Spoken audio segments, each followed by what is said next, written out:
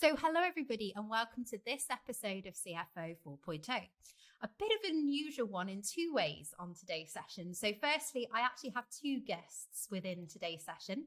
So I have Richard Moorin and Mark Jackson from Sage, and I'm going to introduce them in a little bit. But secondly, I'm actually going to hand over the reins and the control and the interviewing of this session to Mark as well. So why don't I start with a few introductions? So thank you both, Richard and Mark, for joining me on the session today. Mark, do you want to just tell us a little bit about your role at Sage, and then we'll swap over to Richard? Yeah, no, thank you, Hannah. Thanks for the invite, and also the power on this to be able to interview you for a change. Listen, my name is Mark Jackson. I'm Vice President at Sage Intacct, so I'm responsible for a team of people who talk to our mid-sized and growing customers about the power of finance and accounting. That's a really nice way to describe your role there, Mark. And Richard, tell us a little bit about your role at Sage. Hi, thanks, Anna. So I'm Richard Moorin. I'm the head of finance for the medium segment of Sage UKI, and that includes Sage 200X3, but also a focus on Intacct and Sage people.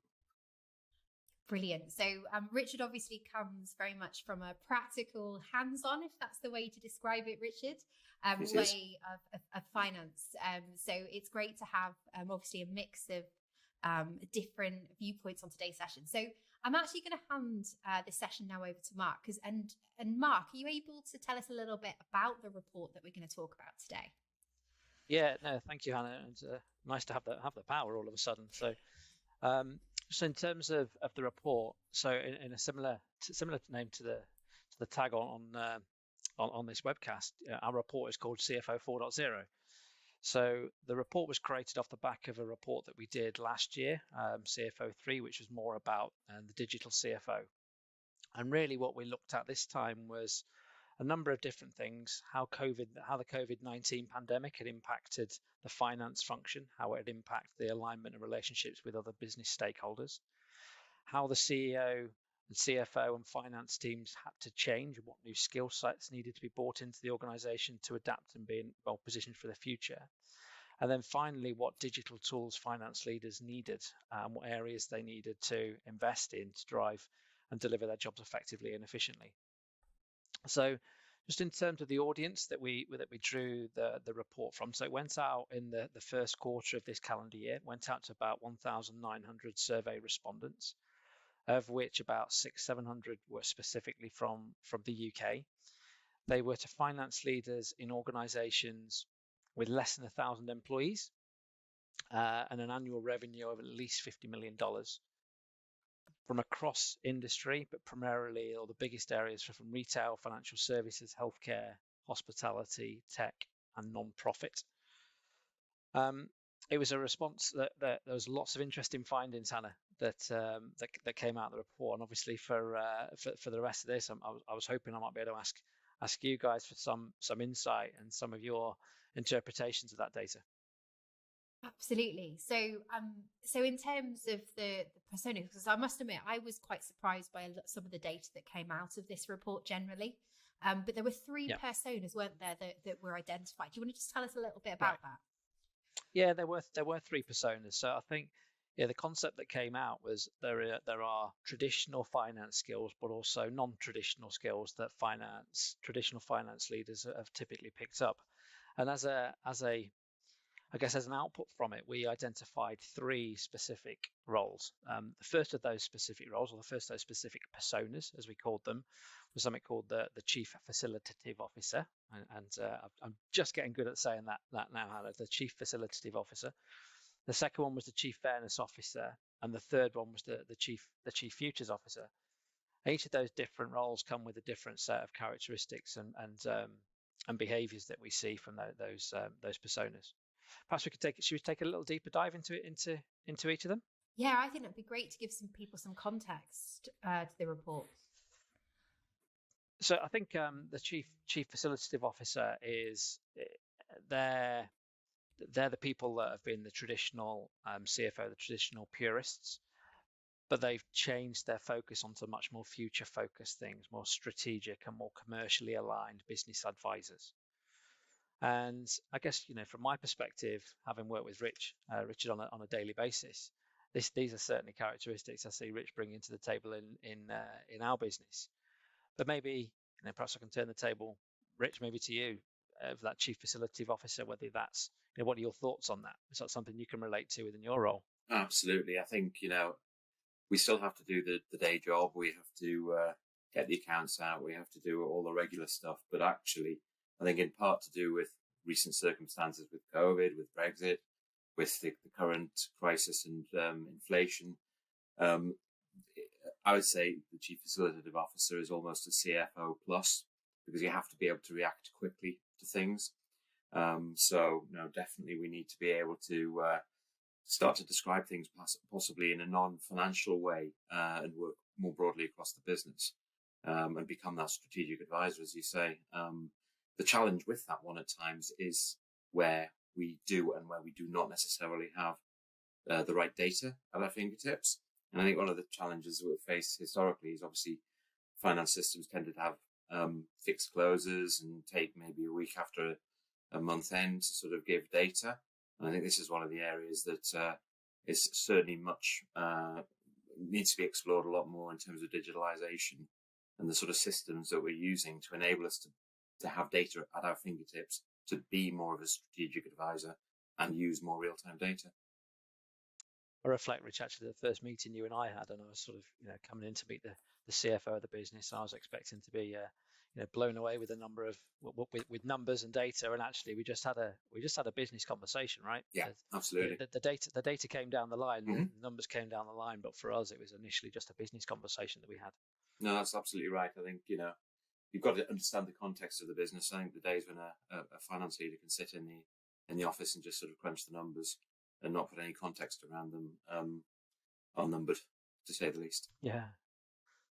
And Anna, one of the other findings that we got out of this is, whilst we came up with 3 personas in particular, the chief facilitative officer was the one that most of the CFOs that we interviewed related most to, in that 60% of UK CFOs said they're probably currently most like the chief facilitative officer. Is that something that you can see with the CFOs that you engage with on a daily basis?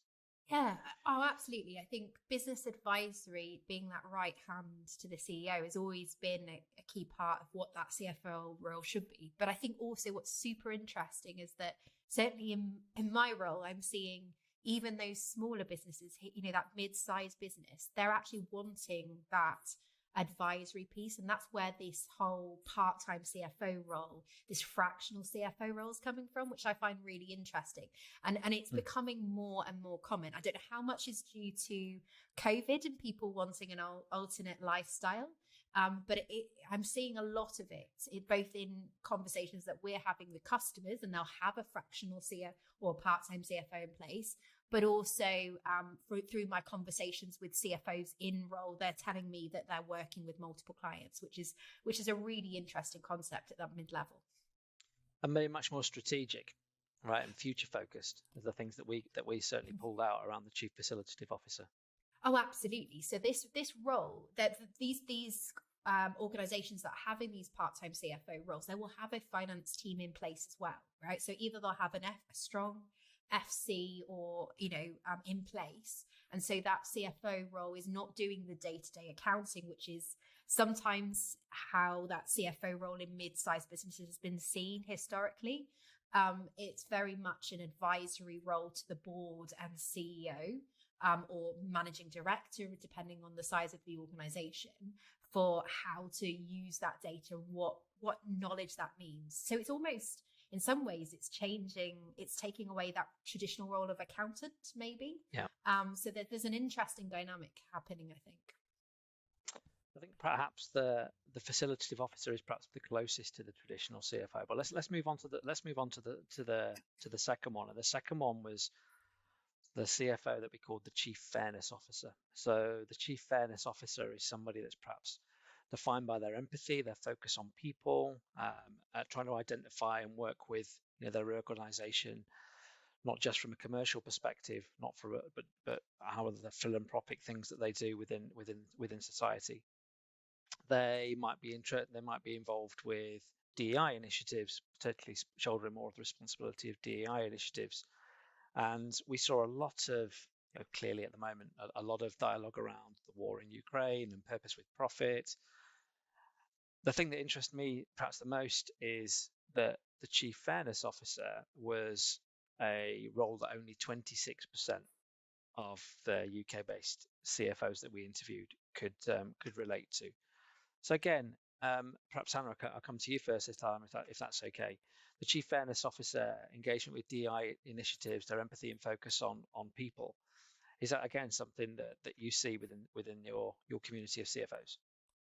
I think it's what interests me with that only 26% saw that as something that they engage with. So whether that is it only 26% see it as a major part of their day-to-day role, or 26% actually see it as one of their responsibilities is an interesting dynamic. But certainly the concept of fairness, ESG, and is coming out in day-to-day. So we're being asked a lot for ESG supportive reporting. So the ability to take those financial numbers and put them into an ESG context. So things like carbon footprint is coming up a lot.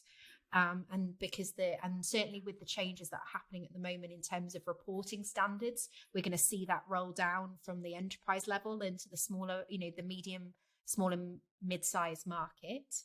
So we're seeing that. But I also think during COVID, there's been a lot of emphasis on how do we support our people, how do we support wellness generally, and obviously there is very often a financial impact to that, which is why I think it's sitting within that CFO role.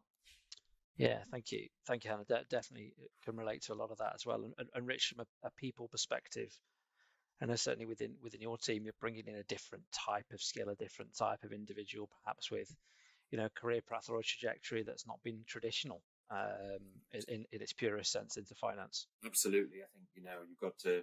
Not everyone's going to want to be a CFO, but you've got to bring people in who've got the capability to step up and outside of the numbers. But also, I just think with the jobs market being the way that it has been, with the skill set required being not just finance, we've reached out and recruited into the team that I work in over the last couple of years and brought people in who are more data heavy or systems heavy, but not necessarily skilled or tooled in finance specific knowledge. So rather than bring finance people in and try and sort of, have the same type of person and get them to do other stuff, we're bringing in people who've got data skills, who've got systems skills, who we can then bring on into the finance skill set, if you like. And I also think, that the whole fairness agenda also plays very well in terms of, people want to work in a company that has not just a profit motive. It has the purpose, as you say. And actually, again, when you're recruiting into, a challenging recruitment market, it's useful to be able to, more useful, it's essential, I think, to be able to demonstrate that the business has that agenda of fairness. Yeah. So I think the 26% is actually quite surprising as well. But I suspect it is, as Hannah said, more to do with the fact that that's probably the percentage who see it as their primary role, as opposed to something that has to be core, I think, to all CFO roles now. I mean, this sort of thing used to be more about personal sort of desire to get involved in something philanthropic. Whereas I think now, these aspects have to be core to a business's being, to recruit people, to keep people, and also to demonstrate to customers that a business's interests are aligned to, their objectives in life, basically. Yeah, there's certainly a war on talent out there. I think everybody would agree. Hannah, from your organisation's perspective, and again, leveraging your experience, are you sort of seeing similar types of things to Rich? Yeah, absolutely. I think being purpose-driven as an organisation, I think is like Richard said, it's almost a requirement moving forwards. I think there are a lot of organisations that are still making that change, which is interesting. But certainly from our perspective, that shift both to how we conduct ourselves, what we stand for, is really, really important when we're having conversations with new recruits, whether that is in finance, whether that is in consulting. They want to know what we stand for. And more important, and just as importantly, our customers want to know who we are and what we stand for. And I think that's where a lot of this purpose-driven profit is coming from, is a multitude of angles. I don't think it's just internally, though it's, it's obviously a big driver in the war for talent. But I also think it's been driven by consumers, whether that's B2B or B2C. There's a lot of ask about philanthropic endeavors, like, are you involved in a charity program? What does that look like? There's conversations about, how do you manage your carbon footprints? We're starting to see questions. It's not a requirement, but it is interesting. And also, that there is obviously the conversations where our team want to know what we're doing. So we've made the big step around trying to reduce our carbon footprint by installing solar panels, and it was a big win for us. So it actually sounds like you both relate quite nicely to the skills and traits of a chief fairness officer. But just to move on with the conversation, the third CFO that we identified, third persona, was the chief future officer, and this chief future officer was, again, to use the same sort of numbers that we've used before, 39% of UK finance leaders believed that the industry needed a chief future officer. So, hey, what's a chief futures officer? So these are the types of CFOs who are more likely to focus on business continuity, plan for new technologies, understand market changes, world events, the impact of operations on their business, and those types of roles. So we were seeing a lot of insight in the research and common use of terms like agility and speed, reacting to market trends. Anna, I'll come to you. I think if you don't mind again, do you see those trends and those sort of those sort of terms used consistently within the conversations you're having? Yeah, and I see it from a couple of different angles. I think it's both the biggest requirement and also the hardest requirement to meet. So if you look at what is happening at the moment in terms of inflation, we mentioned that earlier. If you look at how fast and how volatile the world is at the moment in all different aspects, that both raises the need for that future-looking role, but also makes it much harder to deliver. So rather than managing maybe one or two scenarios, you've got multiple multiple what-if scenarios that you have to manage. And that is hard. Firstly, because you've got to get that data into a format where you can use it and it's accurate, but also that you've got to then obviously manage and create multiple of those scenarios. So I think that is one of the most interesting pieces. So it's changing the shift from just reporting on historical data through to a much more future-looking CFO. But again, it's the hardest shift. I think it's one of the biggest challenges for finance teams across the board at the moment is how do they become that forward-looking? And for me, it's about stepping away from becoming the backward-looking finance, the really comfortable role that everyone in finance has done for years, into that looking through the front mirror instead of the rearview mirror kind of individual. And that comes with a big shift, and it has to come through a combination of process, of technology and systems as well. So, Rich, perhaps we'll come on to technology maybe in a little bit more detail shortly. But if you talk about things like world events and market changes, and have you seen your role evolve over your time and doing the cool things that you've done over the years to be much more future focused? Absolutely. I think actually I'd reiterate almost everything Hannah said. I think it's probably the persona that most CFOs would aspire to be, but it's not necessarily the most comfortable place to be. And it's not the easiest thing to do. And I think this is where, getting into things like digitalization and sort of getting the right tools in place to allow you to react quickly and to understand rapidly changing things, the impact of rapidly changing events, is really important. But I actually do think it's a challenge for a lot of CFOs. I think, if I step back to the CFO 3.0 survey, we talked about sort of the different nature of organizations in terms of their willingness to adopt digitalization. And it's really, it's quite interesting that there's still some barriers in businesses to this. But the CFO really wants to be able to predict the future.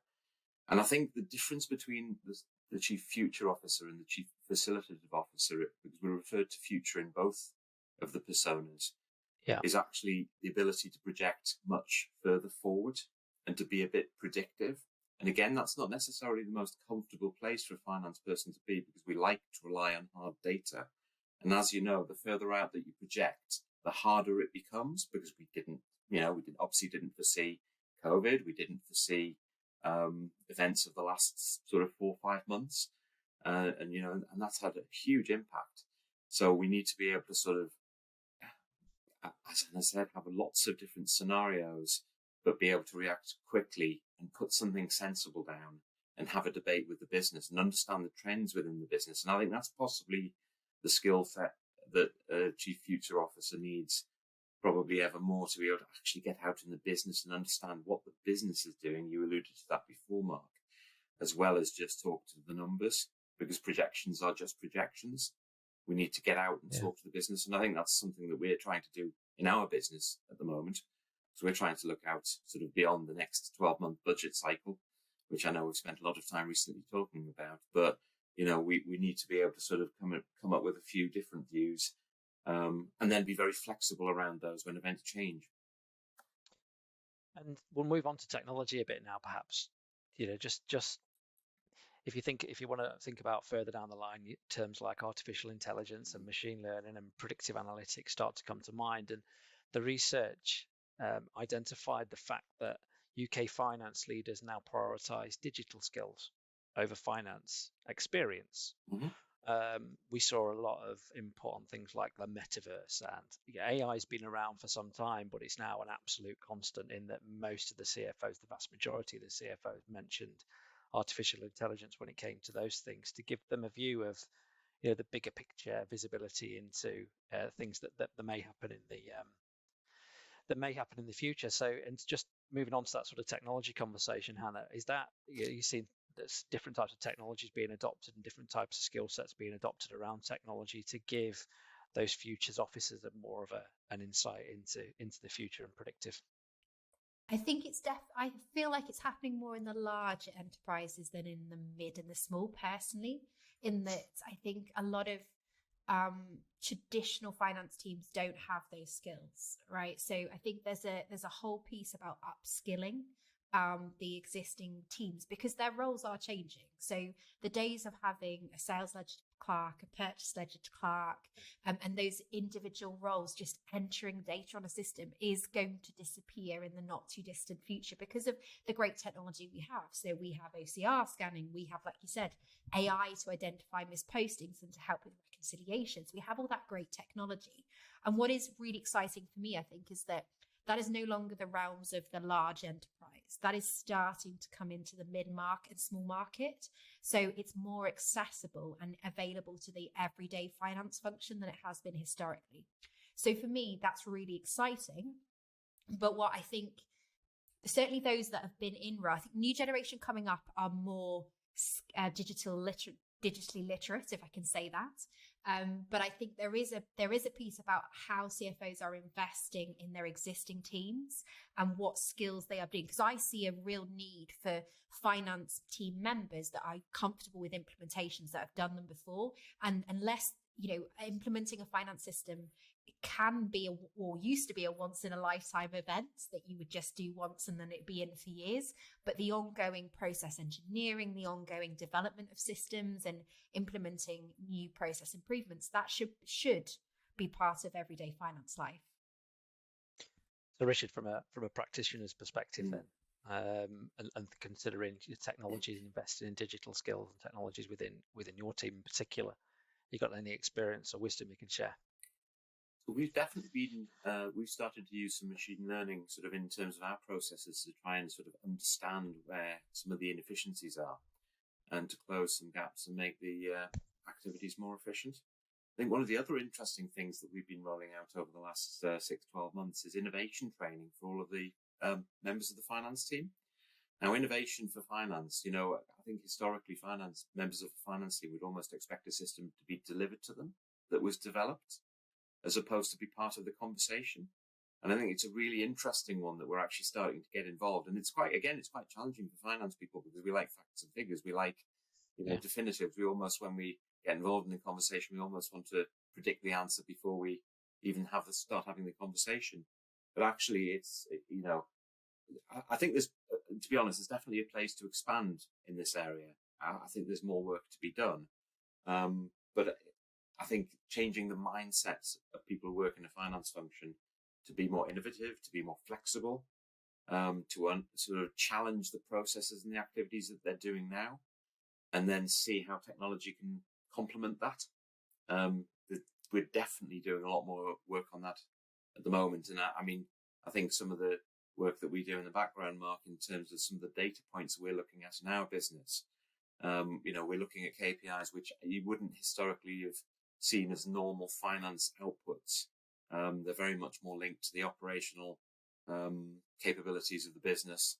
So I think, there's definitely a conversation to push that one harder and further, and to train and upskill your finance staff to think a bit differently about how things work in their teams. So certainly, the three personas there, we're certainly seeing CFOs' responsibilities expanding, changing, evolving constantly. There's another fascinating fact, perhaps, that came out, and I'd be interested in both of your perception on this one. That he said, despite the expanding responsibilities, our survey found that 61% of UK finance leaders felt that CFOs are underappreciated. So CFOs are put into this, under this inordinate amount of pressure, expected to do all of the things that we've just talked about, and yet that they feel underappreciated. Do you see that? Do you feel that? Do you have conversations with CFOs that are perhaps feeling underappreciated, or is this just a sign of the times? Hannah, perhaps. Yeah, so I think it's an interesting one. I'd be interested to know whether those CFOs that feel underappreciated are able to deliver on their day-to-day role. And what I mean by that is to deliver on those three personas that we talked about. So that, and I'm not even try and pronounce the first one, to be honest, Mark. But if I think about some of the conversations that I have with CFOs, is that they tend to be at the end of the investment line when it comes to technology, right? I don't know why, because actually you'd think you'd start with this team that are producing the numbers, but finance tend to deal with all of the back office areas. And so sales will get an amazing CRM, they'll get investment, marketing will get investment in marketing tech, and then finance are dealing with all of the outcomes of the processes that have been that sit in other teams, right? So I think there is always a challenge for finance in that they tend to be at the end of the line when it comes to technology rather than at the beginning. So they're always trying to catch up with other people. And secondly, they are then also having to deal with the outcome of the processes that have been driven from other parts of the organization, right? So very often that makes it a lot harder for finance teams to be able to transition into that more strategic role. So I think there is something about a business not recognizing the amount of effort that the finance team have to deliver on that role. And I guess there's a challenge, isn't there, to those that feel that way, is to understand, well, what is it? And I'm sure that there was a really interesting stat, I think, about when I think it was in one of the recent ACCA reports, actually, about how CEOs didn't see finance accreditations as necessarily an absolute must-have for CFOs, which I found fascinating, right?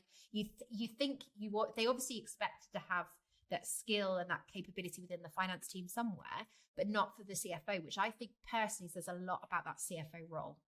So in terms of what that CEO is wanting from a CFO, and maybe that's where some of that friction is coming from. Yeah. Rich, are you seeing that? Are you seeing underappreciation? Are you hearing it from your colleagues and peers? To be honest with you, I was a little surprised by that one. And it's obviously quite different in different companies. And I think, again, Hannah's right. It depends on the appetite from the CEO and the relationships. But I think if I were to look in the mirror as a finance person, I think it's something I've tried to do myself over the last couple of years, which is actually just step out of my comfort zone and actually push into other areas of business. So I think, again, finance systems used to be seen as sort of something over to the right-hand side of the business, actually. But if you talk about digitalization, it should actually link right through the business, through all processes. We talk about CRM, we talk about operational processes, and it should, there should be a linkage through. So when you're thinking about a digital journey, it shouldn't just be, about investing in a back office finance system. It should be something that complements the business and provides real-time data for the whole of the business. So, as I say, I was a little surprised by that one, but I can only reflect its personal experience and maybe the relationships that are there in a business. But it is, for a lot of businesses that haven't yet invested in digitalization, I guess the finance function is still under the cosh in terms of still doing a lot of the production and the processing. And I think as we get into, more digitalization, we can take some of that pressure away and hopefully free up time for the CFO to actually be out in the business, talking to the, stakeholders across the business and providing that sort of strategic insight and, and helping the business, and also promoting finance and getting the view of finance changed slightly from being this sort of back office function that quite a lot of, probably in smaller businesses, still consider it to be. So I'm sitting here, and it'd be remiss of me not to ask this question, right? So perhaps Hannah, Richard, just which of the three personas that we've talked about, the Chief Facilitative Officer, the Chief Futures Officer, the Chief Fairness Officer, would you say A, you're most like, or B, you're most likely to be like? Rich? Yeah, so I think, the truth is most of us are still more like the Chief Facilitative Officer. I would prefer to be the Chief Future Officer. The Chief Fairness bit's an interesting one for me because I have been involved in some charitable activity myself for sort of over 10 years. But again, when I got involved in that was probably more of a personal thing than necessarily core to the role.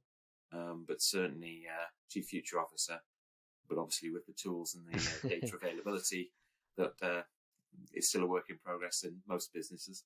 I would prefer to be the Chief Future Officer, but facilitative is still the meat and two veg, if you like, of the job. Hannah? So if I maybe answer this in terms of what do I see most CFOs acting like? So the brilliant CFOs that I see are, like Rich said, they're acting in all three, right? And all three of those components will come up in a conversation when we're working with the teams. When they give me my objectives for implementing a system, they'll say, right, these are the outcomes, and they'll cross very much three of those portfolios. They'll say words like agile, like we want to be an agile finance team. We want to be focusing on numbers. We want to be data driven. All those words will come up. But what do I see most people sitting in when they come to us? And it's very much that first one. So they're in the business. They know what the business needs. They're just waiting for that change and that trigger and that transformation to take place. I think as we come towards a wrap up here, and then I'll hand the power back to you, Hannah. But I think there's a number of things in our CFO report, and please, do reach back out if you'd like us to signpost where to get the findings from that CFO 4.0 report. But I think the post-pandemic CFO is adopting and developing new skills, perhaps hats that they were wearing that they weren't wearing before the pandemic. And the Chief Facilitative Officer, the Chief Fairness Officer, Chief Futures Officer, you've got to see all of those roles playing a huge part in any organisation as we kind of roll forward, not least the use of technologies, but also the DEI stuff and a whole raft of things that the CFO now needs to pick up and be cognizant of and be very aware of in their organisation. So, Hannah, I'm going to hand back to you to close us out here. Yeah, no, and thank you, Mark, for being such a great host. It was very strange being on the other side of the questioning. And, thank you both. Thank you, Rich, for joining us today. So for those that are interested, there's some really interesting factoids in this report. And, we've only got a limited amount of time, and Mark did very well to keep us on track. So we haven't covered everything that's in there. So if you have the opportunity to download the report, we'll put the links in the show notes so people can actually go down and have a look and download that report. We'll start share. We're going to be starting to share a number of those interesting facts on the ITAS social as well, and my social. So if you're interested, do like, follow, and take us through. So a massive thank you to both Rich and Mark for joining me today. It's been lovely to be able to answer questions instead of ask them. And to all of our listeners, like I said, there's some great information in there. If there's any follow-up questions that you guys have, would love to hear it. And I might even be able to convince Rich and Mark to do a follow-up session. So thank you very much for joining us today. And guys, I would love to hear your thoughts on this report as well.